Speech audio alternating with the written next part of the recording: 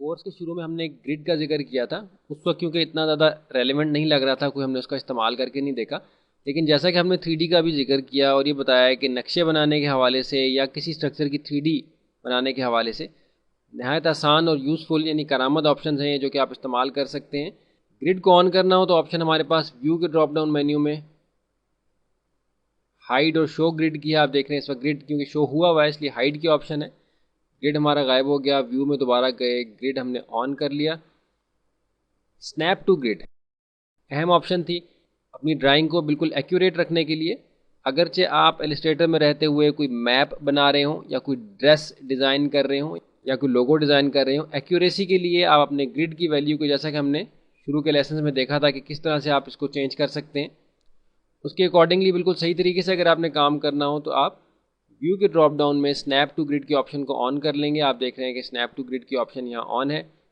इससे क्या फ़ायदा होगा इसको देखने के लिए जूम टूल के ज़रिए से हम थोड़ा करीब आते हैं।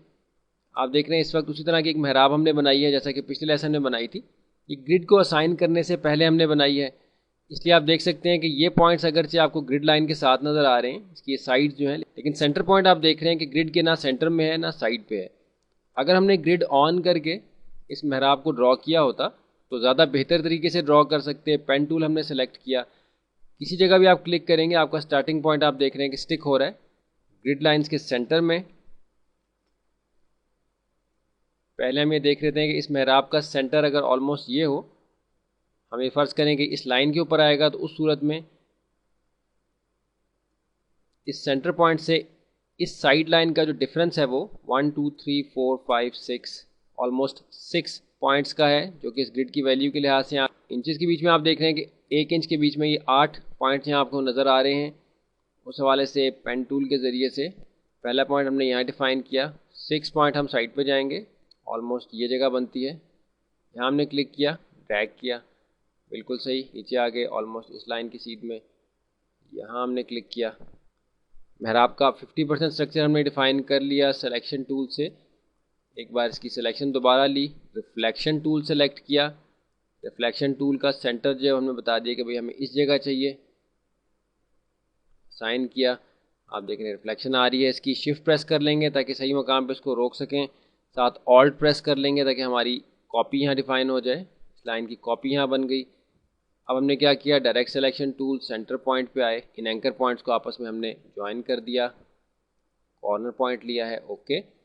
अब स्केल टूल लेंगे, क्योंकि आप जानते हैं कि मूव टूल के ज़रिए से भी हम ये कर सकते हैं, लेकिन हम यहाँ स्केल टूल को इस्तेमाल करना चाहेंगे। मूव टूल के ज़रिए से ऐसे कर सकते हैं कि आप अगर इसको मूव करें इस स्ट्रक्चर को यहाँ से ऊपर की जानिब, ऑल्ट प्रेस कर लें, कॉपी बन गई। और अब आप इसको साइड की जानिब ले जा सकते हैं शिफ्ट और ऑल्ट प्रेस करके या सिंपल ऑल्ट प्रेस करके। तो आपने देखा कि इसकी जो लाइन हमने नई डिफ़ाइन की थी वो विड्थ में इससे ज़्यादा हो गई है, डबल आपके पास यहाँ लाइन आ गई है। इसको एक्सट्रूड करेंगे तो ज़ाहिर है इसकी थिकनेस डिफ़ाइन हो जाएगी। अगर स्केल टूल के ज़रिए से हम करते हैं तो आप देख रहे हैं स्केल सेलेक्ट किया, ऑब्जेक्ट सेलेक्टेड है, एक पॉइंट हमने ऊपर की जानिब उसको स्केल किया, एक पॉइंट को हमने बाहर की जानिब स्केल किया, ऑल्ट प्रेस करके माउस के बटन को हमने रिलीज़ कर दिया, कॉपी इसकी बन गई। मूव टूल के ज़रिए से किया था तो पहले ऊपर की जानिब हमने कॉपी ली और फिर उसकी विड्थ बढ़ाई। स्केल टूल से दोनों काम हमने एक साथ कर लिए।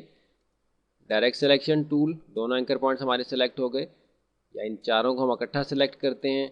हमने इसको वर्टिकल अलाइन करना है, बॉटम पे क्लिक किया तो आप देख रहे हैं कि बहुत नीचे चला गया। उसकी वजह यह है कि ये अलाइन टू आर्ट बोर्ड हुआ है, हमने अलाइन टू की एंकर करना था। कंट्रोल Z से वापस आए, अलाइन टू की एंकर, वर्टिकल बॉटम अलाइन, बिल्कुल स्ट्रेट हो गया। इन दो को हमने सेलेक्ट किया, डायरेक्ट सिलेक्शन टूल के ज़रिए से ज्वाइन हो गए, डायरेक्ट सिलेक्शन टूल के ज़रिए से ज्वाइन हो गए, बिल्कुल सही।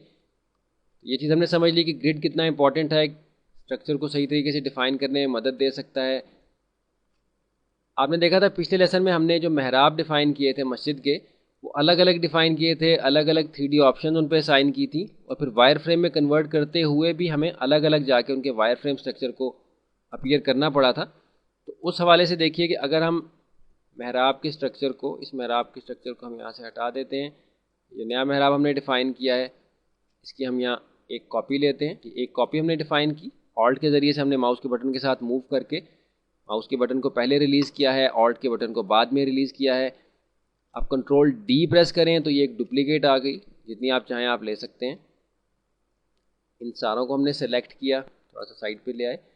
अब इन सारे ऑब्जेक्ट्स को सेलेक्ट करने के बाद हम इस पर 3D अप्लाई करेंगे, लेकिन पहले हम अपना ग्रिड यहाँ से डिसअपीयर कर लेते हैं। बिल्कुल सही, ये चारों ऑब्जेक्ट्स हमारे सेलेक्टेड हैं। इफेक्ट्स, 3D, एक्सट्रूड एंड बीवल है, आप देख रहे हैं इफेक्ट अप्लाई हुआ।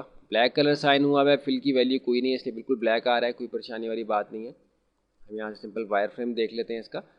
अब आप देखिए कि अब आप इन चारों को एक साथ कंट्रोल कर सकते हैं, जिस एंगल पे भी चाहें ले जा सकते हैं। ओके कर दिया। बाद में आपने सोचा कि एंगल चेंज करना है, अपीयरेंस में आए, 3D, प्रीव्यू ऑन।